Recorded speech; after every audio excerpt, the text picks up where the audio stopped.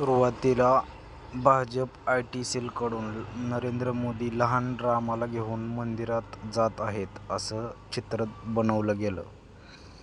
लोकांनी विरोध केला नाही. नंतर काशी कॉरिडॉरसाठी ऐतिहासिक मंदिरे आणि मूर्त्या फोडल्या गेल्या, ज्या आपल्या सांस्कृतिक वारशाचा भाग होत्या. तरीही जनता शांत राहिली, काही बोलली नाही. तिरुपती मंदिरात विष्णूच्या मूर्तीसमोर नरेंद्र मोदींनी अशा पद्धतीने फोटो काढून घेतला, जणू स्वतःच बालाजी असल्यासारखं भासावं. लोकांना ते आवडलं. सोमनाथ यात्रेत भगवान शिवाचं स्वरूप धारण केलं. लोकांनी टाळ्या वाजवल्या. कोणीही विरोध केला नाही. आता नरेंद्र मोदी हनुमानाला दोरीने बांधून पतंगासारखं आकाशात उडवत आहेत आणि अंधभक्त आनंदाने लहालोट झाले आहेत. त्यांनी अजिबात विरोध केला नाही. मी विचार करतो, जर इतर कुठलाही दुसरा धर्म असता तर काय त्यांचे श्रद्धाळू आपल्या इष्टदेवतांचा, देवदेवतांचा असा अपमान सहन केला असता का त्यांनी? कोणी स्वतःला बुद्ध, नानक, येशू ख्रिस्त किंवा मोहम्मद साहेब यांच्या जागी सादर केलं असतं तर लोक शांत बसले असते का? पण आपल्या हिंदू धर्माच्या उदारतेला सलाम आहे. मोदीजी सातत्याने स्वतःला देवाच्या जागी किंबहुना त्यांच्याही वर सादर करत आहेत. त्यांचे मंत्री, संत्री, आमदार याआधीच त्यांना विष्णूचा अवतार घोषित करून टाकले आहे. नरेंद्र मोदी अवतारच आहेत असे त्यांचे मंत्री-संत्री कायम बोलत असतात. त्यांचं व्यक्तिमत्व इतकं मोठं केलं गेलं आहे की आता हनुमानजींनाच पतंगासारखे उडवले जात आहे आणि त्यांच्या भक्तांना अभिमान वाटत आहे. खरं सांगायचं तर भक्तांची चाचणी चालू आहे. ते मोदीजींची किती पूजा करू शकतात, आपल्या देवदेवतांचा किती अपमान सहन करू शकतात. मोदीजी स्वतःलाही अवतार आणि दशरथाचा पुत्र घोषित करून झाले आहेच. ते स्वतःच म्हणाले होते, मी नॉन बायोलॉजिकल आहे, म्हणजे मी अवतार आहे. ज्या दिवशी त्यांना खात्री होईल की त्यांच्याविषयीची भक्ती पूर्णपणे आंधळी आहे आणि सगळं काही सहन केलं जाऊ शकतं, त्या दिवशी ते इतर देवांची पूजा करण्याऐवजी स्वतःचीच मंदिरे बांधायला लावतील आणि सरकारी आदेश निघेल, मोदीजींची पूजा करतानाचे फोटो सोशल मीडियावर अपलोड करा. तो दिवस फार दूर नाही. आताही मोदींची हनुमान चालीसा तयार करून अंधभक्त त्या पद्धतीने जातच आहेत.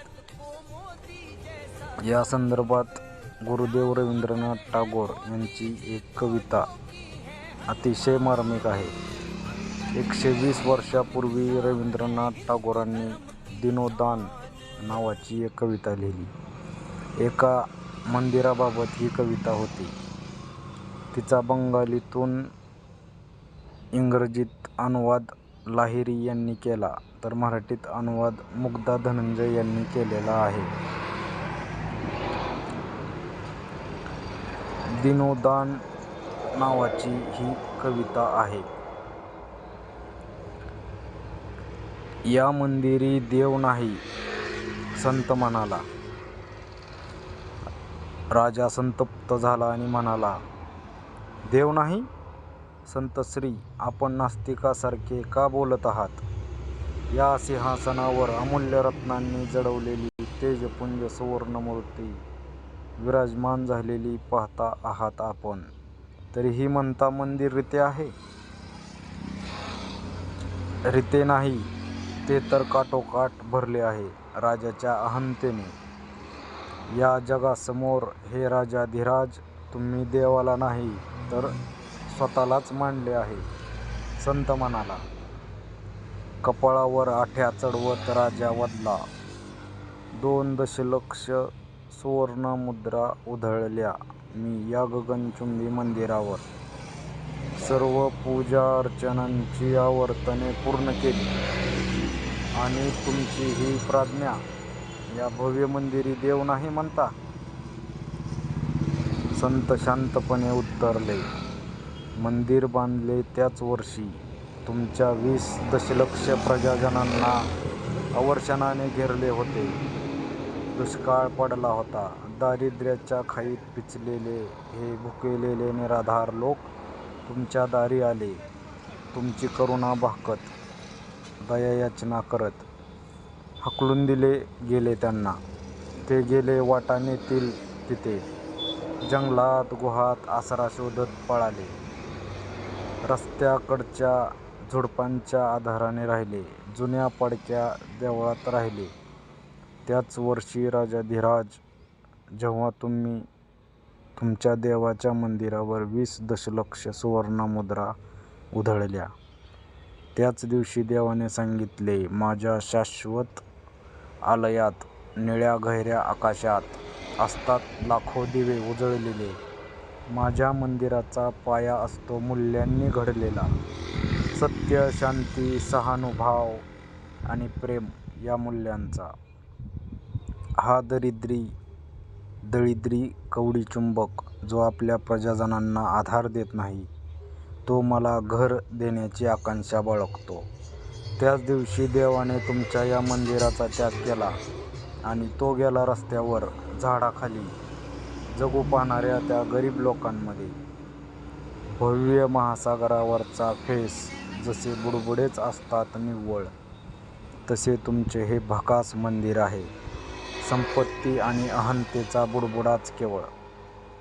संतप्त राजाने गर्जना केली, ओहो यकश्चित मूर्ख प्राण्या, या क्षणी माझ्या राज्यातून चालता हो.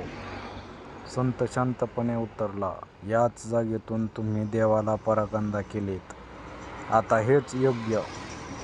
देवाच्या भक्तालाही हद्दपार करा आणि मला राज्याबाहेर घालवून टाका. ही रवींद्रनाथ टागोर यांची कविता होती. त्याचा मराठीत अनुवाद मुग्धा कर्णिक मॅडम यांनी केलेला आहे.